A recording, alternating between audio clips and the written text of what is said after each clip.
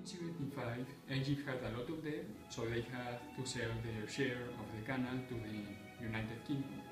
In 1888, there was an international convention that said that the canal was open for use by any country in any time. This did not, again, contribute directly to the democracy. Again, this did not directly contribute to the appearance of capitalism, but it did allow the local economies to thrive better, so they could later develop their own capitalism. San Stefano was signed on March 3, 1878. It was a peace settlement imposed on the Ottoman Empire by Russia after the Russo-Turkish War of the previous year. Under this document, the Ottoman Empire lost most of the territories in Europe. These territories became independent states. The most important of these was the Bulgarian Principality. Other countries were Serbia, Romania, and Montenegro. This is related to democracy because all of those were under an empire, and being under an empire, they could not develop a democratic system. With democracy, because all of these countries were under the oppression of the Ottoman Empire. Now that they were independent, they were free to start developing a democratic system. This did not directly help them achieve democracy, but it did allow them to do so. Berlin was signed July 13, 1878. It solved the crisis caused by the Treaty of San Stefano 4 months before this. Great Britain did not want Bulgaria to be independent because they thought that it would be absorbed by Russia and it would give them a point in Europe. It did not take into consideration the wishes of the Balkan people, so it was detrimental to democracy. They had finally achieved independence from the Ottoman Empire, and the Treaty of Berlin moved them back into it. This is obviously against democracy. I attained independence January 1st, 1804. On January 1st, 1804, Haiti gained independence from the French.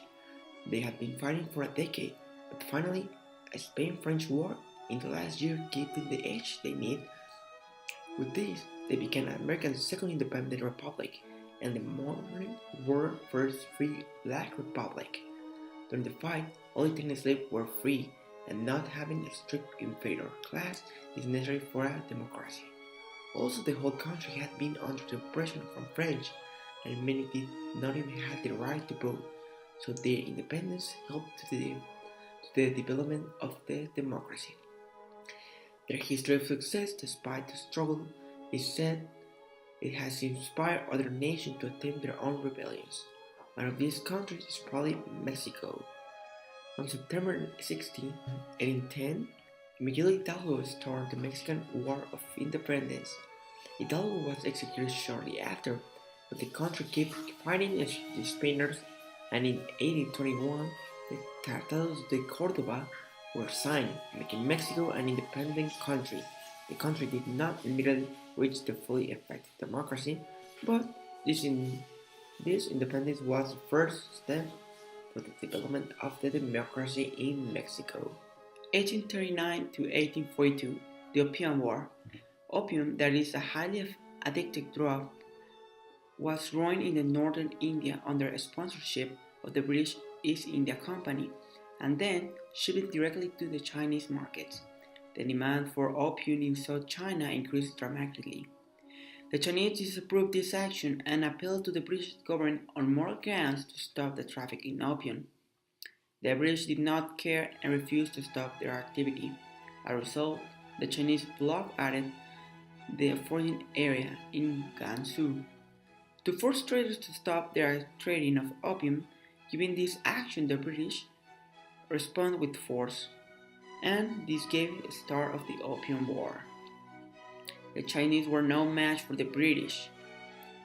British warships destroyed Chinese coastal and river forts with no mercy. Therefore, the Qing dynasty made a peace with the Treaty of Nanjing. That establishment, the opening of 5 coastal ports to British trade, limit taxes on imported British goods, and pay for the cost of the war, and also the ownership of the island of Hong Kong to the British. However, nothing was said in the treaty about the opium trade. The Opium War marked the beginning of the establishment of Western influence in China. This war contributed on the capitalism, but also affected at the beginning because the Chinese had to pay damage caused by the war and give territory to the British, and contribute by introducing the industrialization and bring China in the place that is India. 1857 and 1859, the Great Rebellion. The British influence in India was huge by 1857 to the monopoly that the British East India Company had over the trading of India goods. The company was so big that the British decided to hire Indian people. They were called sepoys. The sepoys made the dirty job of the British. The Great Rebellion started at 1857 because the British company used fat of cows and pigs to lubricate the rifles that they used. Therefore, the sepoys refused to load their rifles. In consequence of that, the British humiliated them with policy and also sent them to jail. The treatment that they received caused an anger of the sepoys' troops, so they went on a rampage killing European men, women, and children. And soon other Indians joined to the revolution. This meant a huge step for the Indians that even though they lost the rebellion, the nationalism grew and the ideas of independence became stronger and stronger. This helped in the development of democracy because people want to eliminate all the foreign rule. In 1853, the Crimean War will start, and Austria will get weak because of this. So Italians use this as an opportunity and make the revolts more aggressive. Finally, in 1859, they achieved unification under the rule of Victor Emmanuel II. This was the king of the Kingdom of Sardinia. The unification of Italy movement started because these national feelings that the Italians had. Important characters for this unification were Giuseppe Mazzini, Giuseppe Garibaldi, and Victor Emmanuel, the king of the Kingdom of Sardinia. Giuseppe Mazzini will use his literature to inspire Italians to join these movements. He will inspire nationalism in all the people in Italy. And Giuseppe Garibaldi and Victor Emmanuel were generals. They commanded the forces of the Unionists against the Austrian troops. Why they were under the Austrian control? Because of the Congress of Vienna. Italy was under the control of Austrian Empire because of the Congress of Vienna. The Congress of Vienna in Italy separated Italy in a lot of small states. The stronger of these states was the Kingdom of Sardinia, kingdom which unified Italy. And in 1853, the Crimean War started, making the Austrian Empire weaker. This opportunity was used for the Italians. Italy will become a very strategic position for trade. This was good for capitalism, obviously. And in democracy, well, it was very good because now they will not have to make decisions by the interest of other nations, of other empires. Unification of Germany. Unification of Germany started in 1848 with some ideas and movements that claimed that Germany should unify under democracy. but this was highly refused by a lot of German nations. And so Otto von Bismarck, a very important character of this unification, will appear and get into the politics. He thought that Germany could achieve unification under the Prussian Empire with nationalist wars. So first he started with the Danish War, in which they took Schleswig-Holstein, and then the Austrian Empire in 1866, which was won by the Germans. And then in 1870, the French-Prussian War, which was one of the most important because now all the German states were on one side. And then in 1871, after winning all these wars, a lot of German nations changed their minds and going to unification. They excluded Austria because they thought it would be a problem, because they had a lot of ethnicities that could revolt. This was very important because this empire became the second most industrialized empire in Europe, just under Britain. And then, in democracy, this will be a very huge step because now all the German people have the universal male suffrage, which is very important, and this will be recognized as a step that seeks for the better lives for the German people who will get deep into the market and deep into imperialism. The Mexican-American War. The Mexican-American War had its roots in the independence of Texas. Why? Because Mexico recognized this territory as part of the land. But later on, USA recognized Texas as their territory, and this triggered the war. In 1845, the war started and the American troops had dominance over the battlefield.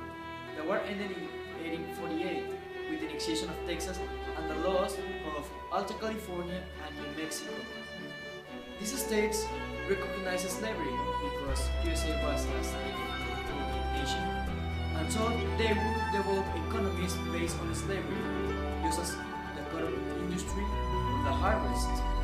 This was very good for their capitalism because the profit was bigger. Why? Because they wouldn't have to pay for labor force.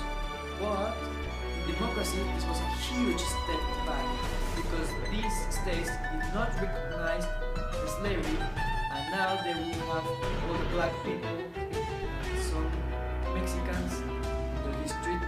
The Civil War started because a lot of southern states separated from the Union. They separated because the Union wanted to abolish slavery, and this became the major part in the Senate in the annexation of California.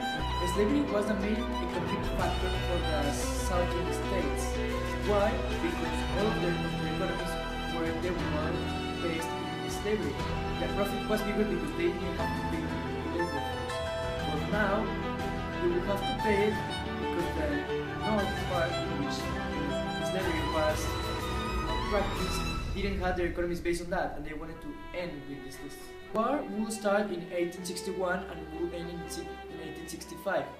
It will leave 700,000 of dead people. And it will be very bad for the Southern American capitalism because now they will have to pay for the labor force and the profit will be shorter, and then their industries will become managed because of this. And in democracy, it is a huge step forward. Why? Because now black people were not slaves, they could manage their own lives. Unification of Germany. The unification of Germany started in 1848 with some ideas and movements that claimed that Germany should unify under democracy. But this was highly refused by a lot of German